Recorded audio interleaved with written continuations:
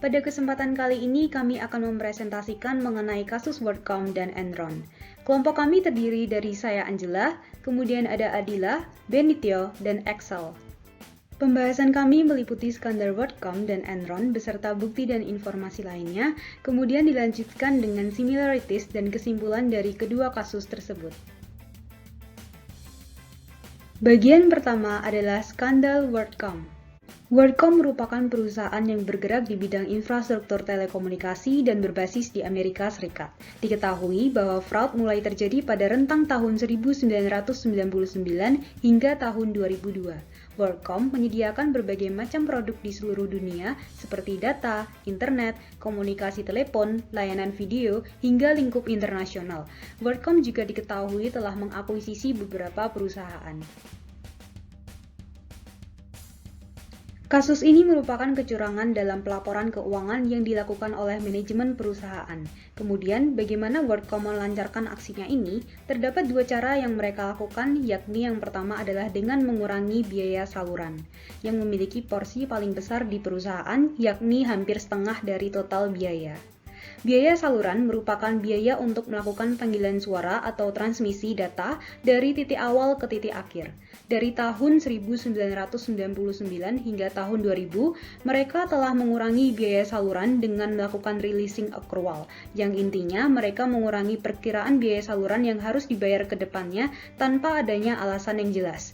Kemudian, pada tahun 2001 hingga tahun 2002, mereka mengkapitalisasi biaya saluran menjadi biaya investasi.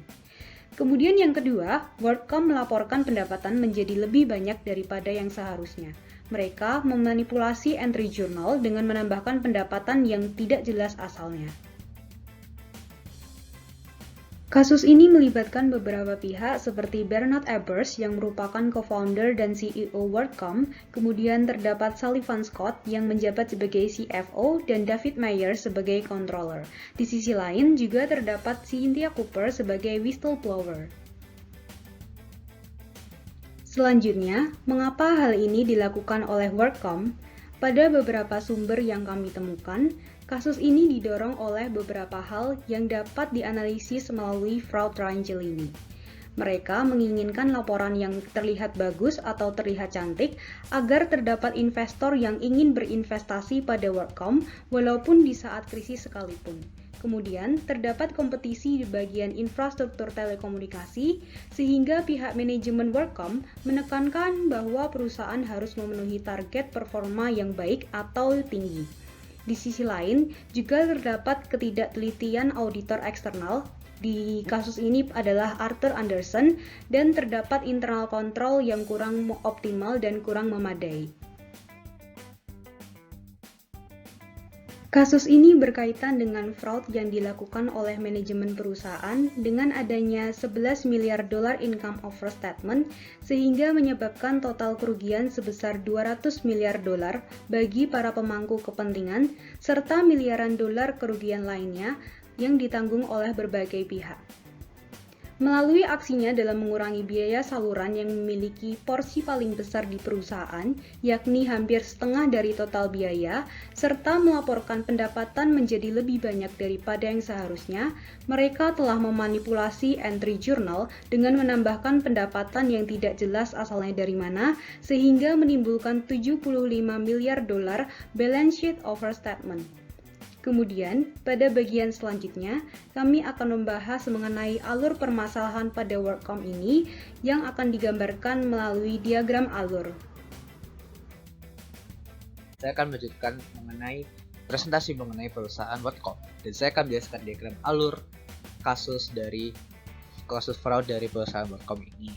Diawali dengan adanya booming internet di tahun 1999 yang membuat ada disrupsi di telekomunikasi. Orang mulai meninggalkan berpesan dan telepon secara tradisional dan mulai menggunakan internet untuk berhubungan.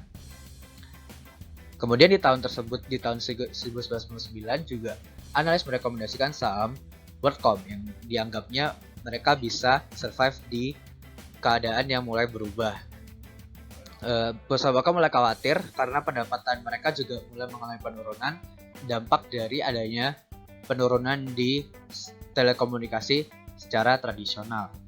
Tetapi mereka sempat merespon baik juga dengan mengumumkan adanya merger dengan perusahaan telekomunikasi Sprint pada tahun 1999 dengan nilai merger senilai 115 miliar dolar, dan perusahaan ini akan mendapatkan lini bisnis wireless dari perusahaan Sprint. Tetapi sayangnya merger ini batal dilakukan karena tidak disetujui oleh Departemen Kehakiman Amerika Serikat, sehingga mereka semakin khawatir dengan keadaan laporan keuangan perusahaan. Akhirnya mereka memutuskan untuk melakukan fraud yang kemudian diarahkan oleh Bernard Ebbers sebagai CEO dan Scott Sullivan sebagai CFO, dan langsung dilakukan oleh David Mayer sebagai controller dan juga Buddy Yates sebagai Director of General Accounting. Fraudnya dibagi menjadi dua, yaitu mengurangi biaya dengan cara releasing accrual di tahun 1990 sampai 2000, dan kemudian ketika mereka mulai kehabisan accrual, mereka melakukan praktik memindahkan biaya ke aset pada tahun 2001-2002, dan biaya yang dipindahkan masih light cost. Dan kemudian mereka melakukan penggelembungan pendapatan dengan mencatatkan selisih dari income target dan income realization untuk dicatatkan ke akun non-recurring. Dan kemudian internal auditor yang mencurigai adanya fraud kemudian melakukan penyelidikan di tahun 2002 serta kemudian mengungkapkan kasus ini ke publik, dan akhirnya perusahaan ini bangkrut. Sekarang kita akan lanjut ke bukti-bukti yang ditemukan selama kasus ini, dan mostly bukti-bukti yang kami temukan di sini adalah diambil dari website hasil investigasi SEC di website SEC yang dipublish di website mereka. Yang pertama tuh ada testimoni, ada kesaksian dari Timothy Schneeberger selaku Director of International Fixed Cost yang memberikan pengakuan bahwa dia didekati oleh Myers dan juga Yates, dan mereka meminta Schneeberger ini untuk melakukan pencatatan pajak senilai $370 juta dan melakukan pelepasan accrual di biaya jalur atau line cost di kuartal 1 tahun 2000. Kemudian ada juga dokumen-dokumen yang ditemukan, yaitu adanya penjurnalan ke akun corporate unallocated yang merupakan akun terpisah dari akun yang digunakan untuk kegiatan operasi, dan semakin melonjak di bulan akhir kuartal ketika pendapatan sebenarnya jauh di bawah target. Namun yang catat itu mulai dari 136 juta sampai dengan 257 juta dolar. Dan juga dokumen-dokumen yang ditemukan itu ada beberapa dokumen yang tidak mendapatkan otorisasi, yang merupakan suatu hal yang sangat mengherankan karena Arthur Andersen yang merupakan auditor sangat rely ke internal control. Padahal banyak dokumen yang tidak mendapatkan otorisasi dengan baik. Dan seharusnya Arthur Andersen ini melakukan banyak substantive test daripada mereka melakukan test of control.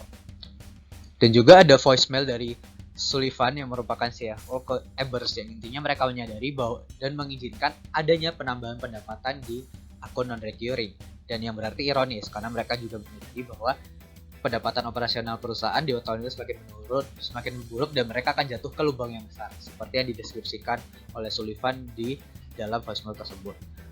Ini adalah beberapa bukti-bukti dari banyak bukti yang dipublish di website hasil investigasi SEC. Baik, dan sekarang kita akan masuk ke dalam hukum yang dilanggar. Hukum yang dilanggar ada di bagian Securities and Exchange Act, di bagian 10B dan 17A merupakan ketentuan anti penipuan utama dari Securities Act. Kemudian ada bagian 13A yang tentang pengungkapan berkala, serta bagian 13B tentang merancang dan memelihara sistem kontrol akuntansi internal. Dan hukumannya adalah Ebbers sebagai CEO bersalah atas 9 dakwaan termasuk penipuan, konspirasi, dan berbohong kepada regulator. Ebbers dijatuhi hukuman 25 tahun, Scott Sullivan dijatuhi hukuman 10 tahun, serta David Myers dijatuhi hukuman 1 tahun penjara. Sekian penjelasan mengenai perusahaan WorldCom. Selanjutnya akan perusahaan mengenai fraud perusahaan di perusahaan Enron. Terima kasih. Kasus kedua yang dibahas oleh kelompok kami adalah skandal Enron. Sebelumnya, mari kita mengenal dahulu siapa itu Enron. Enron adalah sebuah perusahaan yang berbasis di Houston, Texas, USA. Enron bergerak pada bidang energi dan melakukan berbagai inovasi, kemudian mulai beralih pada intangible assets. Enron bangkrut pada tahun 2001 oleh karena adanya salah satu kasus penipuan terbesar di US.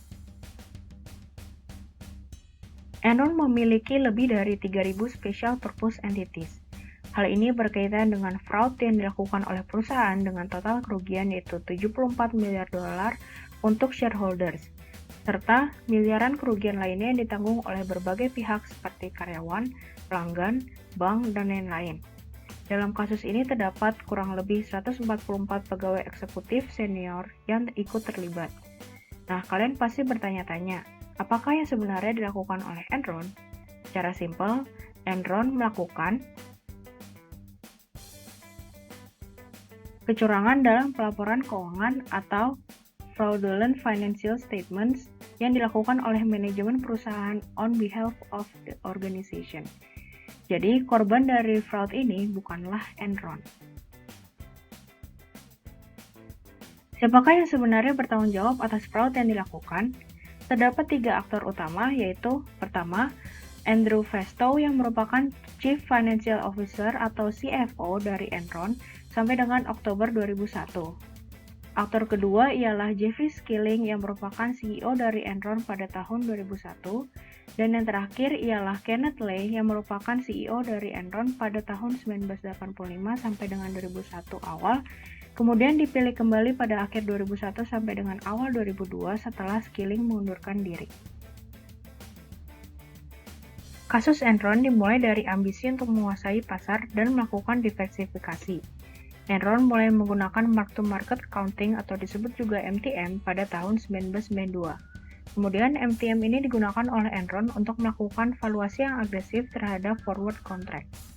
Dalam diversifikasinya, Enron juga mulai melakukan proyek bersama Sith Energies yang kemudian dikapitalisasi sebelum waktunya sehingga pendapatan yang dicatat overstated. Laporan keuangan Enron terlihat terus membaik dan Enron dapat memulai banyak proyek investasi lainnya pada 1993. Pada tahun ini pula, Fastow menginstruksikan pembuatan SPE untuk berutang pada bank sehingga dapat membeli saham di proyek investasinya dan mengarahkan investor untuk berinvestasi pada proyek Enron lainnya.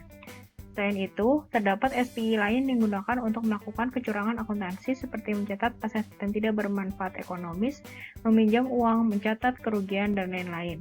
Hal-hal inilah yang kemudian menimbulkan fraudulent financial reporting yang tidak terkontrol pada tahun 2001 dan terjadi whistleblowing yang dilakukan oleh Sharon Watkins.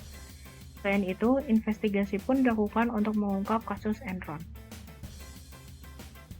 Diagram ini kami ambil dari buku Tuan Kota yang menggambarkan hubungan antara kasus-kasus penipuan terbesar. Teman-teman kami persilakan untuk mempause video pada bagian ini apabila ingin melihat hubungan secara lebih mendetail. Sampailah kita pada pertanyaan, mengapa hal ini dilakukan oleh Enron? Kami menggunakan fraud triangle untuk menganalisis alasan pelaku dimulai dari kesempatan yang ada. Struktur bisnis Enron cukup rumit dan tidak memiliki pembanding untuk penentuan harga. Selain itu, GAAP yang pada saat itu berlaku sangat kaku sehingga banyak loophole yang dapat digunakan oleh Enron. Terakhir, para pelaku penipuan kebanyakan berasal dari top manajemen sehingga memberikan teladan yang buruk bagi karyawan lainnya dan menjadi salah satu faktor pendorong meningkatnya fraud. Selanjutnya, CEO menentukan target performa yang amat tinggi bersama dengan hukuman dan penghargaan berbasis performa finansial. Oleh karena itu, terdapat tekanan yang besar bagi karyawan untuk mencapai target dengan cara apapun. Secara teori, ketika sebuah lingkungan memiliki tekanan dan kesempatan yang besar, maka semakin sedikit rasionalisasi yang dibutuhkan bagi seseorang untuk melakukan fraud. Kami mengidentifikasi terdapat 2 rasionalisasi. Yang pertama, dari sisi top manajemen, yaitu keyakinan bahwa ia sedang memberikan yang terbaik bagi Enron agar dapat berkembang. Sedangkan di sisi lain, untuk karyawan-karyawan lainnya, sudah banyak oknum yang melakukan penipuan dalam Enron sehingga dipandang sebagai hal yang normal. Alasan ini terutama berlaku apabila seseorang tidak memiliki prinsip-prinsip etika yang kuat sebagaimana dijelaskan pada bab 3. Selanjutnya saya akan menjelaskan mengenai evidence untuk kasus Enron ini. Yang menyebabkan banyak fraud terungkap merupakan whistleblowing yang dilakukan oleh Sharon Watkins. Akhirnya dikumpulkan bukti-bukti dan dilakukan investigasi. Dalam bukti testimonial, terdapat 8 saksi kunci dan 46 saksi tambahan. Saksi kunci meliputi Lay, Skilling, Fastow, Delaney, dan Gleason Jr. yang merupakan pelaku fraud itu sendiri. Kemudian, Max Hendrick III yang merupakan pengacara dari firma hukum yang berhubungan dengan Enron diminta oleh Watkins untuk melakukan penyelidikan terhadap Enron, tetapi dia tidak berani untuk melakukan penyelidikan yang lebih mendalam. Terdapat pula Vince Kaminsky yang merupakan internal control dari Enron dan dipecat setelah dituduh menaruh terlalu banyak kecurigaan pada banyak pekerja di Enron. Terakhir, Watkins adalah pekerja Enron yang melakukan whistleblowing. Selain itu, terdapat bukti dokumentasi. Terdapat banyak bukti, diantaranya adalah analisis dari laporan keuangan Enron, lalu poin-poin mengenai penjelasan restatement yang perlu dilakukan, beberapa penarikan kredit oleh pelaku untuk transaksi yang tidak tercatat pada sistem akuntansi, lalu proposal investasi, bukti penjualan dan pembelian saham, serta audit paperwork. Tetapi, sebagian besar audit paperwork dari Enron sudah tidak dapat diakses karena penghancuran bukti yang dilakukan oleh KAP Arthur Andersen sebelum investigator menarik bukti tersebut. Selanjutnya, terdapat 3 pelanggaran US GAAP yang dilakukan oleh Enron. Yang pertama, kegagalan untuk mengkonsolidasi beberapa pihak berelasi. Enron mengakui pendapatan untuk transaksi pihak berelasi dan mentransfer kerugian kepada SPI agar tidak muncul dalam laporan keuangan mereka sendiri. Kedua, kegagalan untuk melakukan pengungkapan yang lengkap. Enron memilih-milih subsidiari atau SPI yang mereka ingin masukkan ke dalam laporan keuangan. Selain itu, banyak dana yang diperoleh dalam bentuk utang bank yang diperoleh oleh SPI tidak dimasukkan ke dalam laporan keuangan, serta laporan keuangan yang tidak wajar. Karena dua hal di atas, wajar saja jika Sharon Watkins menganggap bahwa pelaporan Enron sudah tidak wajar dan memutuskan untuk melakukan whistleblowing. Berikutnya adalah hukum yang dilanggar. Catatan persidangan Enron menyebutkan bahwa terdapat beberapa hukum pidana yang dilanggar, yaitu konspirasi, wire fraud, yang merupakan penipuan dilakukan menggunakan bentuk telekomunikasi atau internet, securities fraud yang merupakan penipuan terkait sekuritas atau aset di pasar, dan bank fraud. Terdapat juga perbuatan false statement atau kegiatan menyembunyikan fakta material, membuat pernyataan yang tidak benar dan memasukkan dokumen.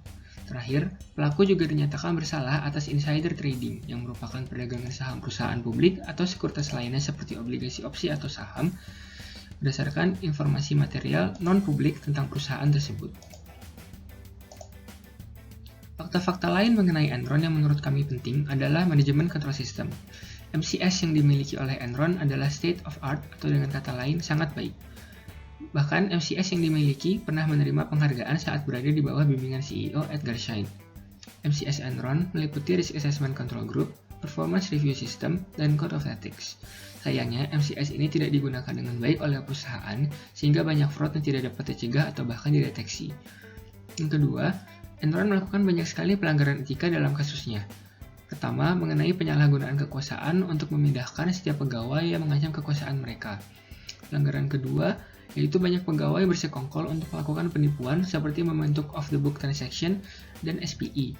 Ketiga, perlakuan yang tidak konsisten antara pihak eksternal dan internal karena Enron memaksa sebagian pegawainya untuk menukarkan saham mereka ketika saham itu menurun secara gratis dan menyebabkan kerugian bagi pegawai tersebut. Hal ini merupakan tindakan yang tidak bertanggung jawab. Selain itu, Enron juga menunjukkan loyalitas yang salah karena tidak mendahulukan kepentingan perusahaan. Persamaan kasus WorldCom dan Enron adalah kedua perusahaan ini diaudit oleh KAP Arthur Andersen. Akan tetapi, Arthur Andersen dianggap membiarkan pelaporan keuangan kedua perusahaan lepas kendali dan merugikan pengguna laporan keuangan. Selain itu, fraud yang dilakukan oleh kedua perusahaan ditujukan untuk mempercantik laporan keuangan untuk memenuhi ekspektasi investor dan menjaga harga saham. Terakhir, kedua kasus ini merupakan kasus yang tergolong sebagai fraud terbesar sepanjang sejarah Amerika Serikat. Kedua kasus ini memicu disahkannya Sarbanes-Oxley Act of 2002 yang berfokus untuk memperbaiki internal control terutama pada perusahaan publik. Berikut merupakan referensi yang kami gunakan untuk membahas kasus ini. Teman-teman dipersilakan untuk mempost video untuk melihat referensi ini satu persatu.